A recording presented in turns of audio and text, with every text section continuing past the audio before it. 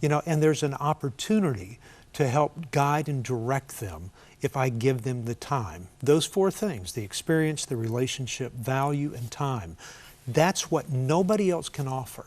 And so if I become more focused on that, rather than getting them to not do things, but to help them do things, instead of keeping them from doing all this inappropriate behavior, help them develop some behavior that will get them to a good place and keep them from a place where they don't want to end up. Yeah, that's the purpose of discipline.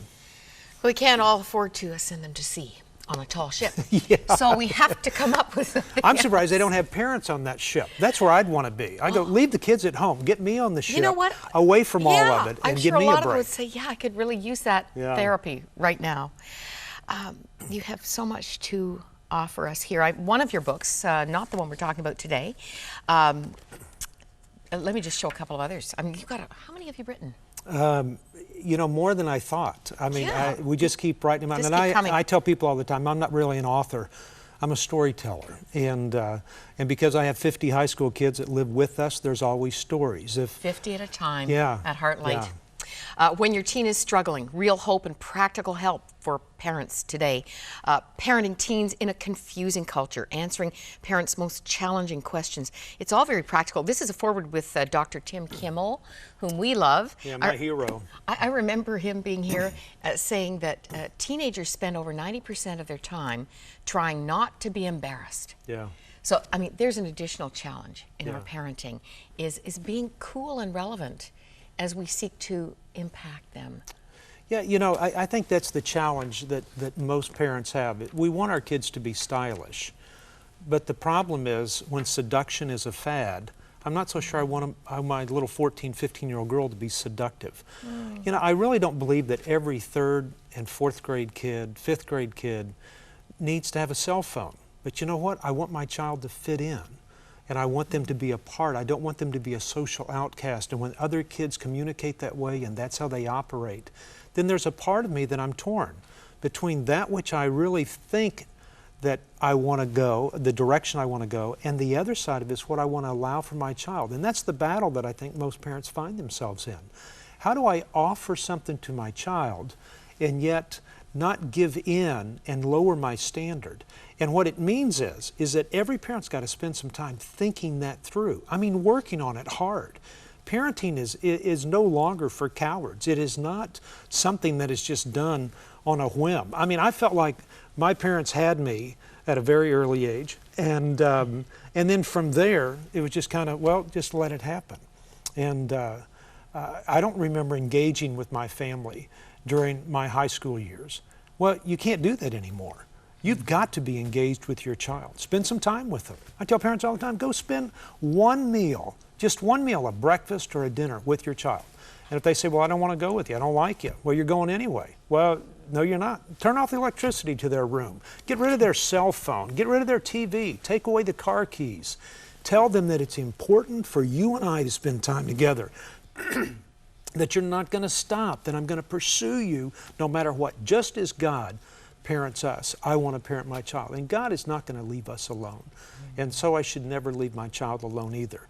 Not to spend so much time that I'm overwhelming them, but to spend time that I'm engaging with them, perhaps moving from lecture to discussion to help them learn how to take that which has been taught and apply it to their life. Probably dinner time is the best option. Now, my husband this morning had breakfast with our son. He does that once a week. Oh, that's good. And that's their face-to-face mentoring time. Really good bacon and eggs works. That really helps a lot. Now, the world of your teen chapter had some different pressures. Things have changed and are changing so rapidly. Yeah. But what I remember hearing about your journey through the teen years has to have given you the passion you now have for helping kids today. You know, I think it has. And God in His weird and mighty way joined me with my wife, who had been sexually abused for 7 years. And so I think she was looking for something in her life, and I think I was looking something in my life, not getting value from home or being kind of pushed out a little bit. And so I think we kind of connected in a way that we kind of came together. And that coming together, somebody said, do you want to work with kids? And I said, well, sure, maybe we can help some. So when we were 19, right before we got married, we started working with kids. And so through that time of working with Young Life and the church and a sports camp down in Branson, Missouri, and going through all these things, it's been centered around helping kids. And now you actually live with these 50 young people. Yeah, it's almost insanity. It's almost insanity. How long do they stay with you, Mark? They stay with us about a year. A whole year? And, yeah, and so everything that I do has got to be very practical oriented, because I have 50 kids that live there that are spinning out of control, that are not doing well, that most of these kids would say, I think I'd be dead if I wouldn't have come here. What percentage would come from Christian homes? All of them. All of them do, yeah.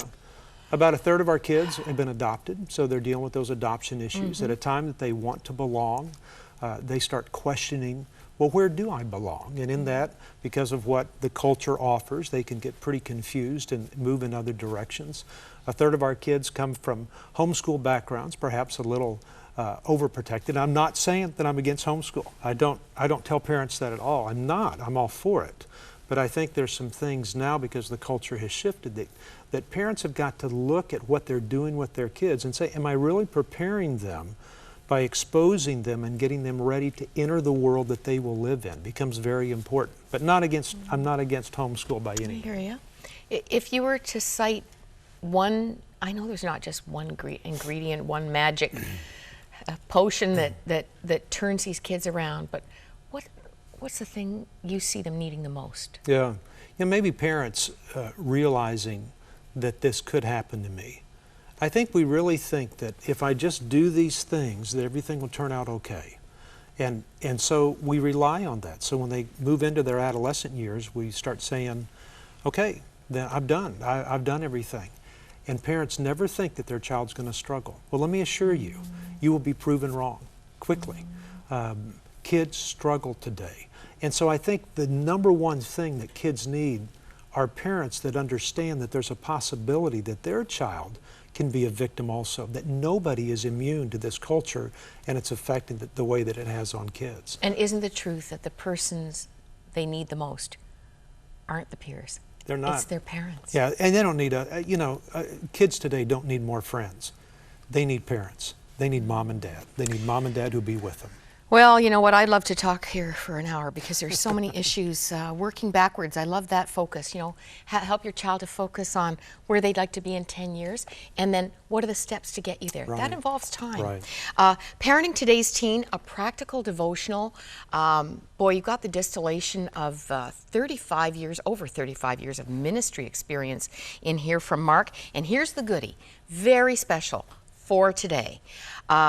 Prayers for my teen. I want to thank Harvest House Publishers and Mark for making a limited number of these available right now. You can call 1-800-265-3100 or log on to crossroads.ca. Not sure how quickly these will go. We are going to thank you for a gift of any amount, and we will send you this wonderful book of prayers on issues that affect so many of our teens and will encourage you as parents. Paul's encouragement for frustrated parents. I like Romans 12:12. Be joyful in hope, patient in affliction, faithful in prayer. We would love to pray with you, parent, grandparent, agree with you for your child. Right now you can call the prayer line at any time. Mark, would you please come back? Oh, absolutely. I'd love to. Because this Thank you subject so will much. never You be bet. irrelevant. You bet. Thank you. God bless you. You bet.